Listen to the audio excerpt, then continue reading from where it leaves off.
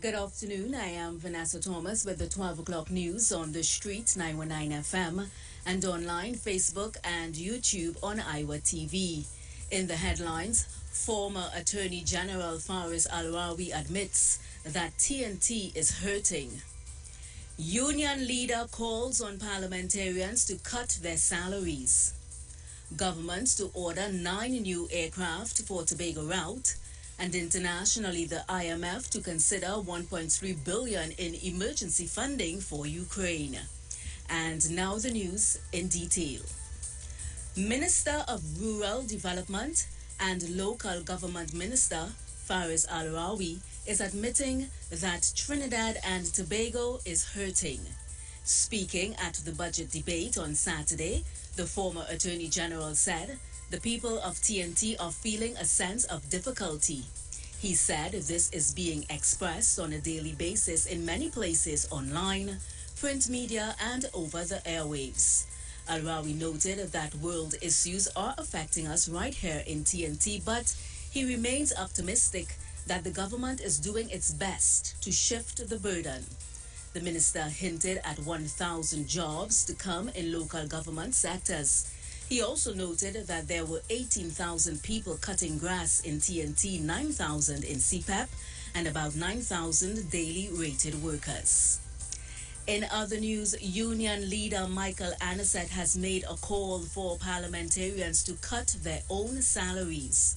He wants governments to share the sacrifice of the people and cut their salaries by 25%.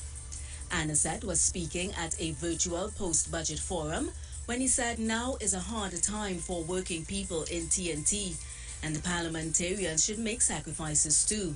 He said that given all the allowances and perks afforded to parliamentarians, they should stand in solidarity with the challenges facing the ordinary people by cutting a portion of their own salary rather than simply passing measures that penalize the population.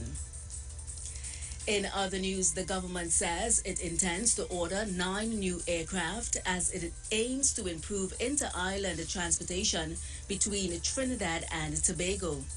Tobago West MP and Sport Minister Shamfa Cudjoe made the revelation during Monday's budget debate in Parliament.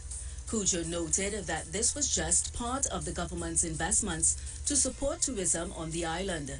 She said that the government stands ready and committed to helping Tobago to grow because no matter who is in charge of politics in Tobago, when Tobago wins, we all win as a country. Prestige Holdings, the parent company of KFC, Starbucks, TGI Fridays, and Subway, has posted high profits of $810 million for 2022 so far, an increase of 65% over the $491 million recorded in 2021.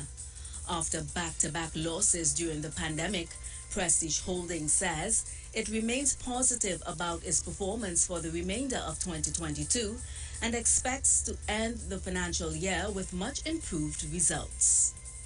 Finally, on the international scene, the International Monetary Fund, the IMF Executive Board, will consider Ukraine's request for $1.3 billion in additional emergency funding on Friday as Russia's war against the country continues. IMF staff have already prepared the necessary documents, and if approved, the funds would come from a new emergency lending program to address food shortages approved by the board last week. IMF officials have praised the Ukrainian government and the central bank for their management of the economic shocks caused by Russia's invasion of the country in February. The IMF has already provided $1.4 billion in emergency assistance to Ukraine in March, shortly after the war began. And that was the 12 o'clock news on the streets 919 FM and online, Facebook, and YouTube on IWER TV.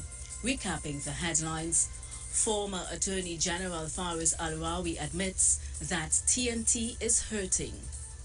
Union leader calls on parliamentarians to cut their salaries.